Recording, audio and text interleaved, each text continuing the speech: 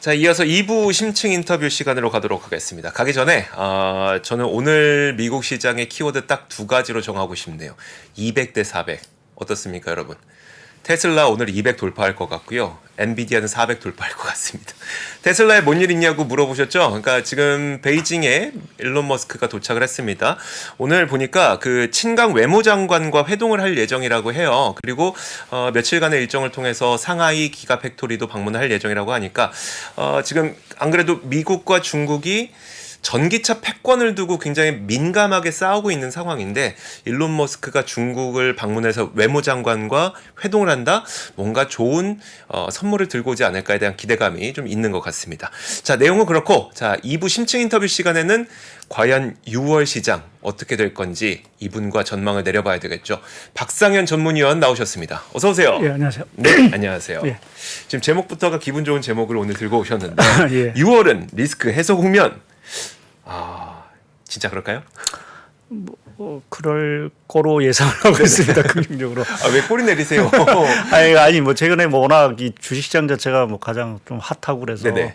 또 일부에서는 또 뭐 과열이다 뭐 이런 얘기도 또 나오고 있는 상황들인데. 근데 제가 기억하기로는 전문위원님께서도 계속 말씀을 해주셨던 게 그 노이즈는 계속 발생하겠지만 시장은 빅테크 위주로 갈 거다라는 예, 이야기를 계속 해주셨기 때문에 예.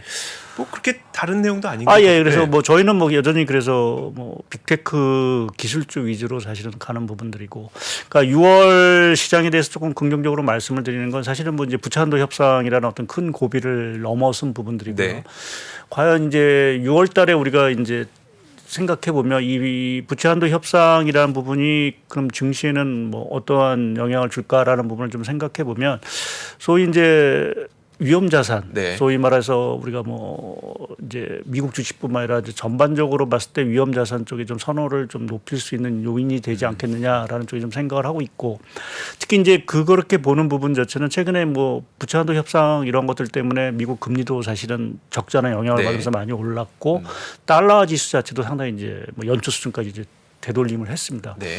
근데 이제 부채한도 협상 이후에 뭐 달러 지수를 뭐 강세로 보시는 분도 있긴 한데 저 개인적으로는 이제 미국의 금리라든지 이러한 것들이 조금 떨어질 거로 좀 보고 있어서 달러 부분 자체도 기본적으로는 좀 다시 이제 약세 쪽으로 좀 가지 않겠냐. 그렇게 보면 전반적으로 자금의 흐름 자체가 네.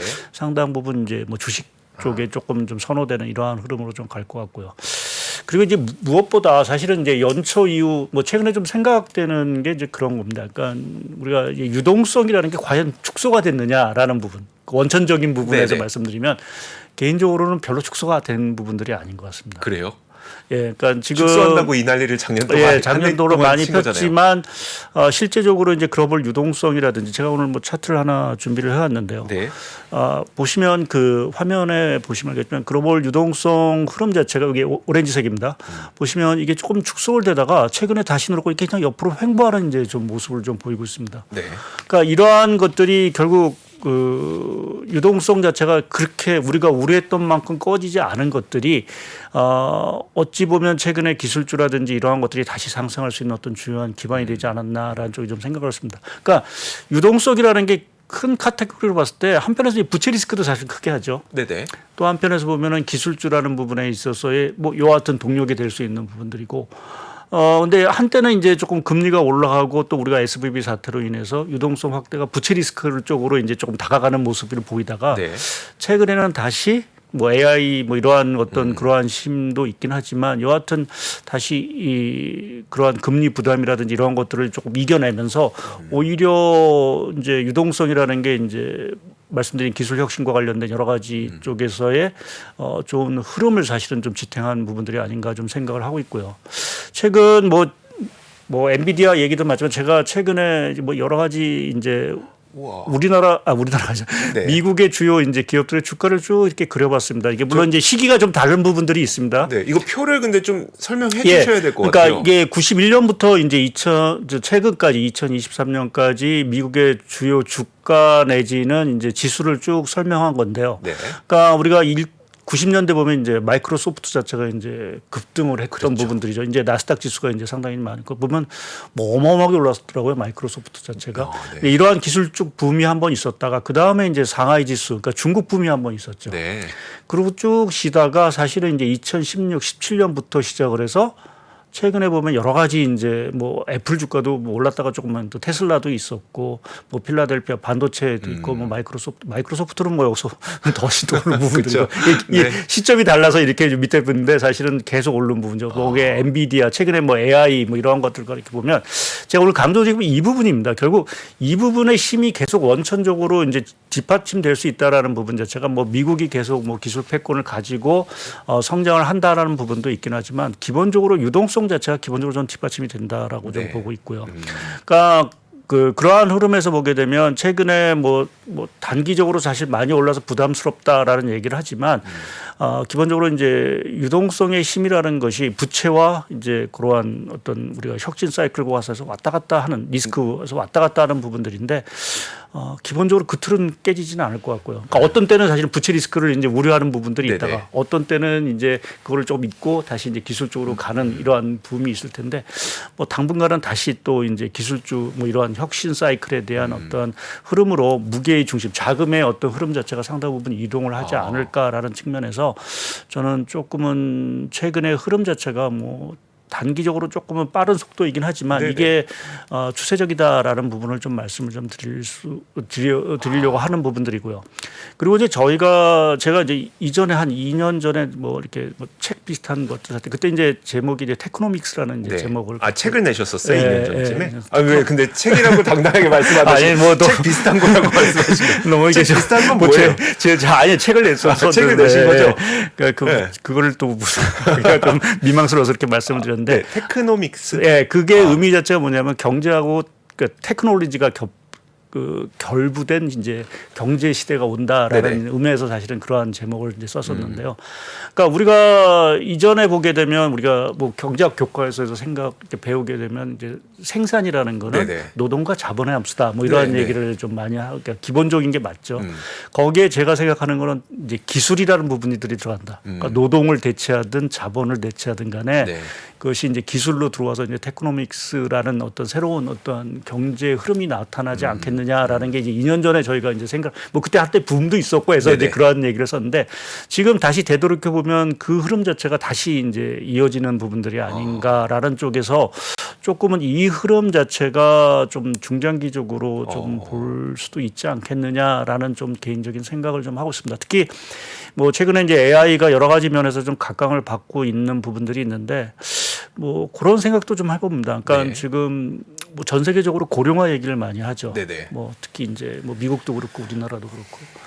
그래서 소위 이제 베이비 부모들이 이제 은퇴를 다 이제 하기 시작을 합니다. 베이비 부모 미국 기준으로 보게 되면 이제 1945년부터 64년까지 태어나신 분들을 얘기하는데 그분들이 이제 은퇴를 하시게 되면 노동 시장에 상당히 이제 공백 이상이 뭐 최근에 이제 미국이 그것 때문에 여러 가지 그렇죠. 노동 공백 부족인데 그럼 그걸 누군가를 메꿔야 되는 부분들이 있는데 그거를 메꿀 수 있는 부분 자체가 이제 AI라는 부분 자체가 사실은 그것을 대체할 수 이제 그것이 로봇이라든지 이런 것들과 결합을 하겠죠. 그렇죠. 네.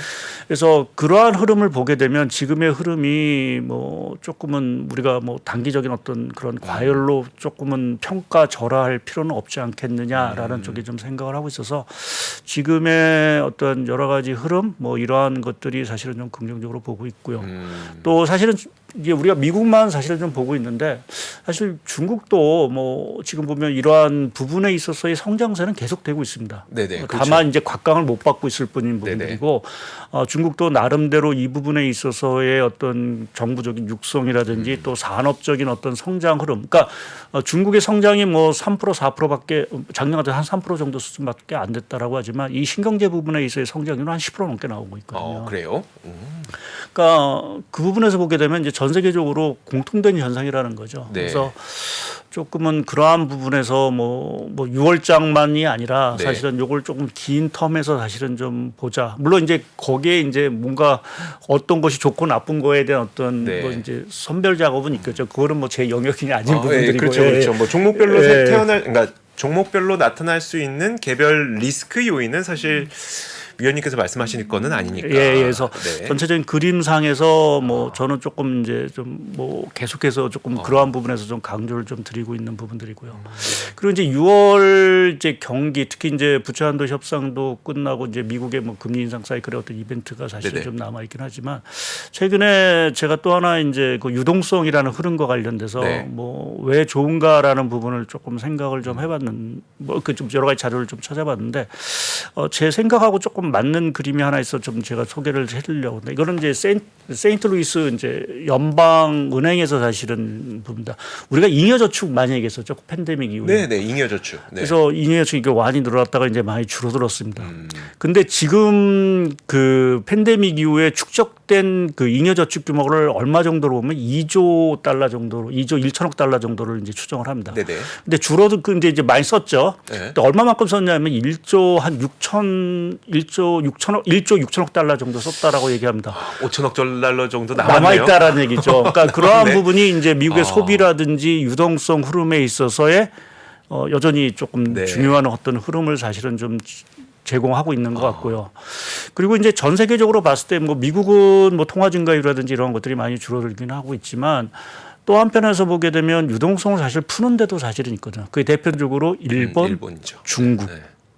그렇죠. 그러니까 어떻게 보면 우리가 계속해서 유동성이 뭐 줄어들 거다라고 생각했지만 아까 그래서 뭐 글로벌 유동성 흐름을 이제 잠시 보여드렸듯이 지금 미국 자체도 사실은 뭐 M2 증가율은 증가를 뭐 줄어들고 있긴 하지만 연준이 사실은 그 QT를 하는 것도 생각보다는 그렇게 강하게 하고 있지는 않고 오히려 또 뭐 각종 이제 대출 프로그램을 통해서 오히려 또 그쵸. 은행들한테 유동성을 제공하고 있으니까 과연 연준이 지금 유동성을 빨아들이고 있는 건가라는 이제 의구심이 들 부분들입니다. 그래서 이러한 것들이 그러니까 금리가 인상이 이렇게 공격적이 됐음에도 불구하고 전반적으로 뭐 전 세계 어떤 전체적인 유동성의 양 또 미국의 최근의 어떤 흐름을 보게 되면 유동성이 과연 줄어들었나라는 이제 의구심이 사실은 계속 생길 수밖에 없는 부분들로 좀 생각을 합니다.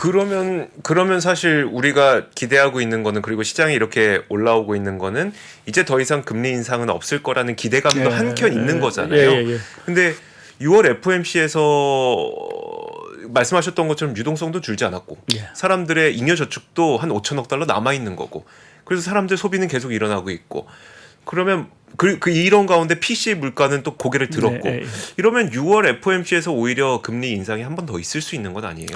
예, 물론 이제 그러한 뭐 미국 경기가 기대보다 좋다라는 네. 부분 또 유동성도 뭐 그렇게 이렇게 좀 흡수가 잘 안 되고 있는 부분들이고 뭐 말씀하신 이제 PC 물가 이런 것들도 사실은 좀 이제 우려가 되는 부분들인데 이제 그 생각을 해본다. 근데 과연 이제 뭐 객관적인 지표만 보면 그렇죠. 근데 여기서 과연 25b를 더 올린다고 해서 과연 뭐 획기적으로 뭐 분위기 자체가 변할 수 있는 것들은 아닐 것 같고. 그건 아니죠. 예.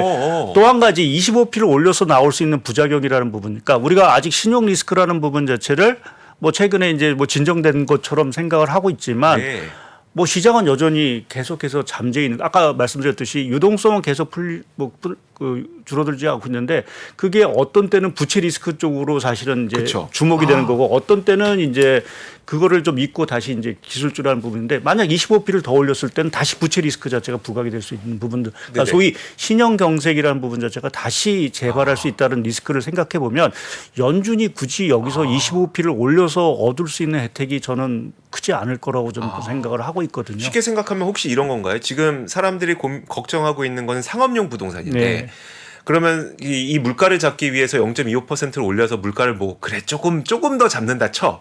근데 이것 때문에 터지게 될 상업용 부동산은 사실 해결할 수 있는 문제는 아니잖아요. 이게 상업용 부동산의 문제가 발생한 건 사람들이 사무실로 안 가니까 발생한 문제인데 여기서 0.25 물가 좀 더 잡아야 되겠다. 0.25 올렸다가 상업용 부동산이 터지게 되면 이건 손 쓸 수 있는 방법이 없으니까 굳이 선작용과 부작용을 생각했을 때 지금 연준이 0.25를 올리는 게 썩 그렇게 좋아 보이지만은 않는 거네요. 그렇죠. 예. 저는 오히려 리스크 쪽이 사실은 더 부각이 될 수 있다라는 부분. 물론 연준이 뭐 물가라는 부분을 이제 어떻게 보면 가장 뭐 초점을 맞추고 있어서 뭐 제 전망이 틀릴 수 있긴 틀릴 수 있는 부분도 있긴 하지만 뭐 제가 보는 관점에서는 사실 그렇다고 연준이 여기서 뭐 50bp, 100bp를 더 올리지는 못할 거로 분명히 그렇겠죠.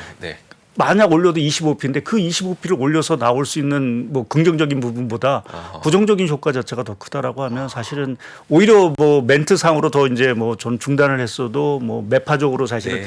얘기하는 게 오히려 조금은 더 낫지 않을까라는 쪽에 좀 생각을 하고 있고요. 또 저희가 이제 PC 물가 이런 것들이 잘 안 잡히고 있는데 제가 오늘 그 오기 전에 그래서 좀 몇 가지 조금 이렇게 물가와 관련된 부분을 좀 이제 봤는데 네네. 그 중에 하나 좀 주목이 되는 게 그 중고차 가격입니다. 중고차 가격이요. 네. 최근에 보면 2개월 연속 상당히 큰 폭으로 이제 전월비 기준으로 많이 떨어졌거든요. 네네. 이제 그런 것들을 보게 되면 헤드라인, 그러니까 우리가 기존에 이제 생각했던 부분에서의 물가 안정, 그러니까 뭐 임대료라든지 이런 것들은 아직 큰 변동이 없는데 기본적으로 지난해 물가를 끌어올렸던 부분에서의 물가 압력은 상당 부분 해소가 되고 있다라고 좀 볼 수가 있는 것 같고요. 거기에 이제 뭐 에너지 가격이라든지 이런 것들이 전반적으로 또 뭐 안정을 사실 좀 보이고 있어서 기본적으로 보면 헤드라인 자체, 그러니까 전체적인 뭐 근원 물가는 조금 아직 뭐 끈적거린다 하더라도 전체적인 이제 헤드라인 자체의 물가는 뭐 기조적으로 YY 기준으로 보니까 전년 동월비 기준으로 보면은 추세적으로 그냥 떨어지는 분위기가 계속 이어지지 않을까라는 쪽에 좀 생각을 하고 있습니다. 그래서 뭐 지금 이번 뭐 6월달 FOMC에서 뭐 지금 분위기를 보면 다시 이제 추가적인 금리 인상이 시장의 확률 자체가 상당히 높아진 네네. 부분들이긴 하지만 그래도 불구하고 사실은 좀 동결 쪽에 가지 않을까라는 좀 기대감을 좀 저는 좀 생각을 좀 하고 있습니다. 알겠습니다. 저는 근데 그 맞을 것 같아요. 그렇게 할 것 같아요, 진짜. 위원님 말씀대로 사실 지금 25pp를 올리는 게 사실 선작용과 부작용 가운데 부작용이 좀 더 크게 부각될 것 같다면 물론 동결하겠지만 거기서 파월 의장이 아직 끝난 거 아니야라는 이제 네. 구두 개입을 통해서 효과를 좀 얻으려고 하지 않을까라는 논리가 참 맞을 것 같아요. 그래서 뭐 뚜껑을 열어봐야 아는 그러니까요. 부분들이긴 열어봐야 하겠죠. 알겠습니다만 또 그렇게 되길 바라는 마음도 있고요. 뭐 예, 기본적으로 해서 뭐 그래서 말씀드린 6월에는 좀 리스크 해소라고 본 부분 자체는 이 부채 한도 협상도 사실은 또 부채 한도 협상의 타결뿐만 아니라 사실은 이제 그 내용상으로 보게 되면 사실 우려했던 게 이제 바이든 대통령이 그 뭐 IRL법이라든지 네네. 또 반도체 뭐 지원법을 통해서 이제 여러 가지 인센티브를 주는데 그거를 이제 축소하지 않을까라는 이제 그렇죠. 우려가 있었는데 네. 그 부분은 전혀 손을 대지 않았다라는 부분에서 부채 한도 협상 물론 이제 의회 통과를 봐야 되긴 하겠지만 내용적으로 지금까지 잠정 합의안을 보게 되면 우려했던 부분 자체를 대부분 다 걷어낸 부분들이 있어서 거기에 상당 부분 시장이 안도를 좀 한 부분들이 좀 있는 것 같고요. 거기에 이제 6월 달에 결국 이 미국의 금리 인상 사이클 뭐 제가 이제 동결을 말씀을 드렸지만 만약의 경우 정말 25p를 인상을 한다 하더라도 네. 정말 그것이 마지막일 수 있는 가능성도 있어서 오히려 시장은 그래 뭐 25p 그냥 감내하고 그래 뭐 지금 뭐 좋은 부분들이 더 많아라는 네네. 부분으로 저는 가지 않을까라는 쪽에 좀 생각을 하고 있습니다. 알겠습니다. 그래서 그런 전망을 좀 내리고 계시다는 거고요. 그 중국을 말씀해 주셨는데 네. 사실 중국이 우리가 고민되는 부분은 그들의 재고가 그럼 많이 떨어졌냐. 왜냐하면 우리가 영위하고 있는 그 수많은 산업 가운데 중국이 재고가 떨어져야 우리 걸 다시 사가니까 지금 어떤 상태입니까 지금? 예, 뭐 화면상 이거 차트를만 보여드리면 일단 근데 중국 이게 데이터가 좀 늦어갖고 이게 3월 달까지 데이터입니다. 3월 달까지 데이터인데 중국 재고액입니다. 이걸 보게 되면 상당히 뭐 과거 2011년에 이렇게 쭉 보게 되면 상당히 많이 늘어난 부분을 볼 수가 있겠죠. 또 우리가 관심이 있는 IT 재고액도 보게 되면 뭐 과거 평균치에 비해서는 상당히 높은 수준이 있어서 분명히 이 재고가 아직은 생각만큼 이제 소진이 된 부분들이 아닌 것 같고요. 그리고 최근에 뭐 중국 주가가 워낙 지금 부진한 상황들이고 지금 나오는 여러 가지 뭐 지표들 보더라도 좋은 게 하나도 사실은 지금 잘 확인이 안 돼요. 제가 이전에 나와서 중국 지표가 좋아지려면 이제 뭐 원자재 가격이라든지 네네. BDI 지수가 좋아져야 된다라고 말씀을 드렸는데 오히려 그 후도 사실은 더 하락을 했다라는 측면에서 보게 되면 중국이 여전히 좀 재고 부담 쪽에서 상당히 허덕이고 있다라는 좀 생각을 하고 있고 그래서 요새는 좀 그러니까 이렇게 보면 전 세계 다 뭐 올해 들어와서만 기준을 네네. 보게 되면 전 세계 다 주식시장 자체가 상당히 그래도 좀 나름 괜찮은데 왜 중국 시장만 저렇게 부담일까라는 부분을 좀 생각을 좀 해봤는데 물론 이제 미중 갈등 문제라는 부분들이 기본이 있지만 그 생각을 해봤습니다. 우리가 전 세계 과잉 얘기를 많이 했었죠. 네. 뭐 여러 가지 이제 투자 과잉이라든지. 그러면 그 투자 과잉 자체를 대부분 끌어안고 있는 게 지금 중국의 현실이 아닌가라는 네네. 거죠. 그러니까 미국은 어떻게 보면은 그러한 과잉 자체가 별로 없다. 그러니까 신기술이라는 부분에서 뭐 지금 투자가 되고 하는 부분들이기 때문에 실제적으로 안고 있는 과잉은 미국은 거의 없는 것 같고요. 하긴 그러니까 오히려 과잉이 아니라 이제 겨우 쇼티지가 풀려가는 과정이니까 오히려 과잉이라고 볼 수 있는 뭐 실제적으로 또 미국의 그 여러 가지 그 생산 능력 지수, 그러니까 네네. 캐퍼시티 그 능력을 보게 되면 전혀 뭐 늘어난 부분들이 없거든요. 특히 이제 요번 이제 뭐 계속 얘기되는 이러한 뭐 AI라든지 이러한 것들의 특징 자체가 보면은 뭐 공장을 뭐 크게 짓고 네네. 설비 투자를 뭐 강하게 하는 이러한 부분들이 아니기 때문에 과거 우리가 중국의 어떤 붐이 있었을 때 뭐 고종 투자 자체가 어마어마하게 늘어나고 네. 뭐 중후장대 산업의 어떤 투자가 이러한 것과는 좀 약간 차원이 좀 다른 것 같습니다. 그래서 중국은 아직 그러한 과거의 그 잔재라고 할 수 있겠죠. 그게 이제 기업 부채일 수도 있고 네. 어떻게 보면 이제 과잉이라는 부분인데 그 과잉을 제대로 좀 떨치지 못하고 있는 것이 아닌가. 반면에 미국은 그러한 부분에 좀 자유롭다라는 부분 자체가 지금 이러한 지금의 어떤 주식시장 또 경제의 어떤 차이를 사실은 좀 뭐 개인적으로 보면 유발시키고 있는 부분들이 아닌가라는 좀 생각을 하고 있고요. 그럼 이제 중국이 문제죠. 사실은 하반기에 우리가 뭐 반도체 업황 뭐 오늘도 많이 올랐긴 했지만 뭐 이 반도체 하나만 가지고 사실 주세 주가를 계속해서 끌어올리기에는 사실은 좀 어려운 부분들이고 그러면 중국이 여하튼 뭔가 좋아져야 되는데 그러면 중국이 지금 좋아지려고 하면 어떠한 것들이 필요할까라는 부분을 생각해 보면 뭐 그렇다고 부양책을 안 한 부분들은 아니긴 하지만 결국 부동산을 살릴 수밖에 없다라고 보고 있고요. 네네. 그러면 6월 달에 과연 지준율이라든지 또 정책 금리를 결국 인하할 수밖에 없지 않을까라는 생각을 하고 있습니다. 네. 그 시점은 저 개인적으로 봤을 때 6월 달에 미국이 금리를 동결하는 신호가 나와야 될 거라고 보고 있습니다. 그래야 본인들이 인하를 할 때 그렇게 크게 부담스럽지 그렇죠. 않죠. 위안화 급락을 또 고려를 해야 되니까. 네, 그러니까 뭐 그러니까 여러 가지 우리도 말하지만 뭐 정책 금리 차 뭐 이러한 얘기를 네네. 뭐 이미 역전이 된 부분들도 있고 한 상황들인데 여하튼 그렇게 보면 뭐 중국은 여하튼 좀 물가도 워낙 낮고 한 네네. 부분들이기 때문에 분명히 금리 정책을 쓸 수 있는 수단 여력은 분명히 있는 부분들이고요. 뭐 그렇게 보면 6월달에 미국이 금리 동결을 해준다라고 하면 자연스럽게 중국이 여러 가지 이제 통화 정책 측면에서 이제 지준율 인하라든지 금리 인하를 하면서 중국도 뭔가 조금 반등의 모색을 좀 해볼 수 있는 것들이 나오지 않을까라는 좀 생각을 하고 그래서 6월달에 그래서 제가 리스크 해소 국면이라고 말씀을 드린 것이 부채 한도 협상을 시작으로 해서 미 연준의 금리 동결, 네. 그 다음에 중국의 금리 인하 이러한 흐름이 순차적으로 좀 이어지는 이러한 흐름이 조금 가시적으로 나오지 않을까라는 기대를 좀 걸고 있습니다. 그렇게 되면 실제로 리스크는 좀 하반기 들어가면 갈수록 해소되는 과정으로 계속 갈 수 있겠네요. 이 시나리오대로. 그렇죠. 뭐 제 시나리오로 되면은 우리가 뭐 중국 리오프닝 하는데 뭐 네네. 리오프닝 효과도 그래도 뭐 하반기에는 조금은 이제 기대를 좀 하면서 뭐 국내 주식 시장에도 사실은 좀 긍정적인 부분들이 좀 그러니까요. 있지 않을까 보고 있습니다. 될 것 같은데요? 되지 않을까요? 그러길 바라고 있습니다. 그러니까요. 그러면 이제 우리나라는 좀 어떻게 되는 거예요? 그러니까 우리나라는 뭐 일단 반도체 업황이라는 부분 자체가 네. 상당히 이제 그 뭐 이미 기대감이 이미 선방에서 뭐 주가는 사실 많이 네네. 올랐고요. 이제 실제 업황이 개선되느냐라는 부분이 이제 제일 중요하겠죠. 네네. 이제 그게 숫자인데 뭐 중국의 부분의 역할도 사실은 일정 부분 필요한 부분들이 있긴 하지만 그래서 내일 저희가 이제 산업활동 동향이 나옵니다. 네네. 5월달 산업활동 동향이 나오는데 거기서 하나 좀 주목해 보셔야 될 게 재고 부분입니다. 네. 반도체 재고. 정말 이제 삼성전자하고 하이닉스하고 감산을 했다라고 얘기를 했으니까 네네. 정말 4월달 지표가 되겠죠. 4월 내일 발표될 거. 4월달 반도체 재고가 의미 있게 줄었느냐라고 보면 정말 감산 효과가 있구나. 그렇게 보면 이제 가격 자체가 이제 앞으로 좀 반등할 수 있는 네네. 힘이 분명히 있을 것 같고요. 또 내일 공교롭게 그 우리나라 이제 교육 조건이 발표가 됩니다. 네네. 거기 보시게 되면 이제 반도체 관련해서 이제 수출 단가라든지 뭐 물량이 당연히 뭐 별로 안 늘어났겠죠. 네네. 그러니까 단가라든지 이러한 것들이 조금은 저점을 뚫고 이제 좀 회복되느냐라는 부분을 또 확인할 수가 있는 부분들이 있습니다. 그래서 내일 여러 가지 의미에서 최근에 어떤 반도체 이러한 주가의 흐름을 조금은 서포트해 줄 수 있는 지표들이 내일 좀 나올 수 있어서 그것이 확인이 조금 저희가 원하는 정도의 그림이 나온다라고 하면 저희가 조금은 더 긍정적으로 볼 수가 있는 부분들이 있고요.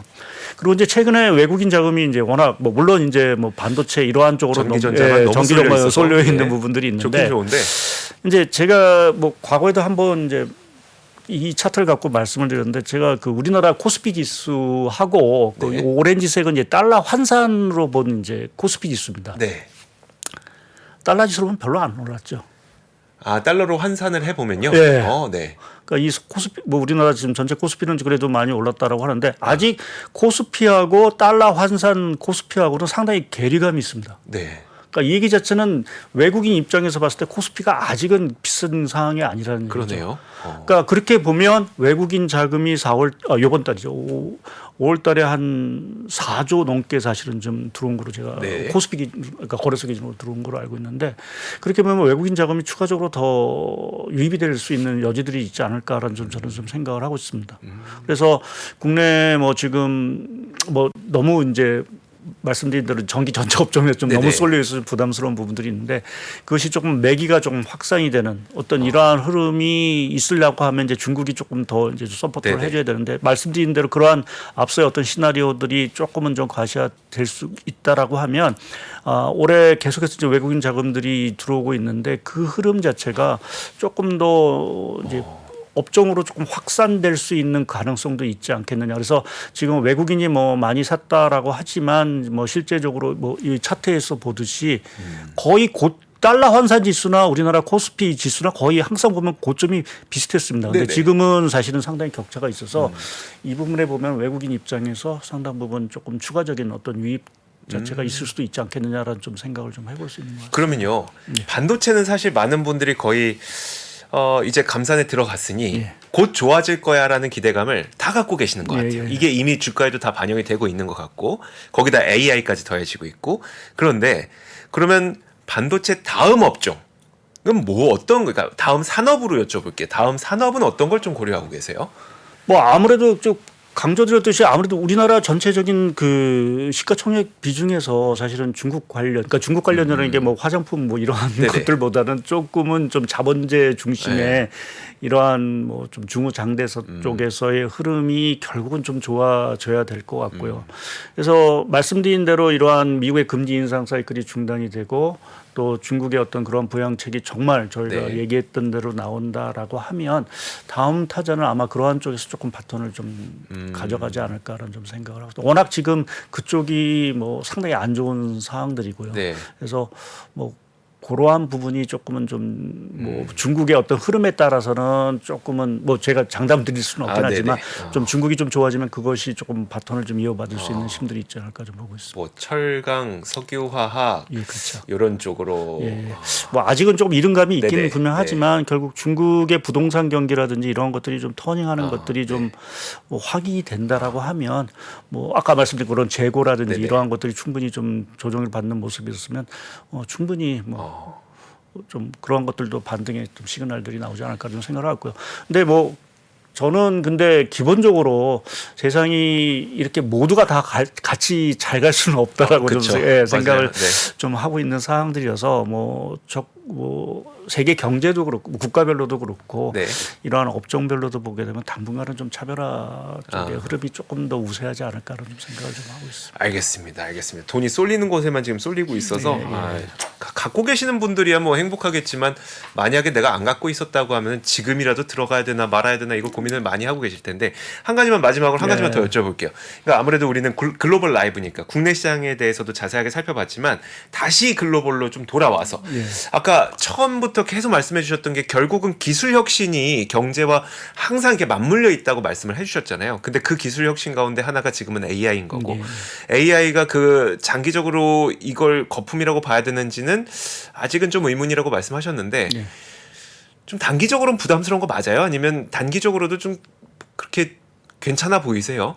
AI 저는 뭐 사실은 괜찮아 보인다라고 생각합니다. 물론 이제 그 뭐 이번에 엔비디아의 그러니까 뭐 실적 자체도 뭐 1분기 실적이 서프라이즈를 기록했지만 네. 가이던스도 상당히 공격적으로 좀 제시를 했고요. 네. 그러니까 그 가이던스가 맞는다라고 하면 사실은 뭐 엔비디아뿐만 아니라 여타 산업 자체가 동반 수요가 사실은 좀 창출될 수 있다라고 좀 생각을 하고 있고 얼마 전에 그 BOA가 뭐 AI를 갖고 이제 그 베이비 버블이라든지 용어를 썼죠. 맞아요. 예. 네. 근데 그게 뭐 버블이 그러니까 어떻게 보면 버블일 수도 있긴 하지만 또 한편에서 베이비 버블이라고 쓴 거는 사실은 자이언트 버블로 갈 수도 있는 의미로 사실은 좀 저희가 해석할 수도 있는 부분. 그렇죠. 예. 그러니까 아니, 왜 버블은 버블이라고 표현을 하지 왜 그거를 베이비 버블이라고 표현을 썼냐라는 부분을 좀 생각해 보면 네. 뭐 한편에서는 버블일 수도 있고 한편에서 보면 더 큰 이게 네. 흐름으로 좀 갈 수 있다라는 좀 생각.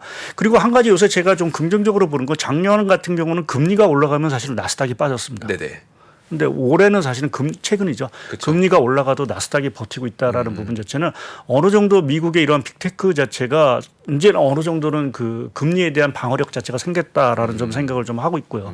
그래서 여기서 금리 자체가 추가적으로 뭐 크게 떨어지지 않더라도 크게 그러니까 올라가지만 않는다라고 하면 기본적으로 작년 같이 나스닥 자체가 그렇게 쉽게 무너지는 이러한 모습은 사실은 좀 아닐 것 같고요. 오히려 이러한 성장성이라든지 이러한 것들이 조금 더 부각이 되면서 꼭 뭐 AI가 아니라도 전체적으로 여타 빅테크들 자체가 상당 부분 나름 좀 다시 한번 좀 주가가 좀 추세적으로 좀 상승하는 이러한 흐름으로 좀 가지 않을까 좀 보고 있습니다. 알겠습니다. 6월은 리스크 해소 국면이다. 그 이유는 아까 얘기 열심히 잘 들었는데 일단 유동성은 줄지 않았고 부채 한도 협상은 일단 종결이 됐고 그리고 금리를 더 이상 올릴 가능성은 좀 높지 않아 보이기 때문에 그 이후에 중국마저도 조금은 손쉽게 부양책을 더 쓸 수 있다. 금리를 내리면서 그것을 기대를 해본다면 하반기에는 이제 중국도 경기가 좀 돌아서는 모습을 보이면서 글로벌 경기도 좀 도움을 받지 않을까라는 이 논리로 이야기를 해주셨습니다. 잘 정리됐나요? 예. 크게 틀리지 않았죠? 예. 알겠습니다. 자, 박상현 전문위원과 함께 이야기를 나눠봤습니다. 고맙습니다. 예, 감사합니다. 장 시작 전부터 종료까지 쏟아지는 수많은 뉴스와 정보들. 이 중에서 어떤 것이 투자에 정말 도움이 되는 정보일까요?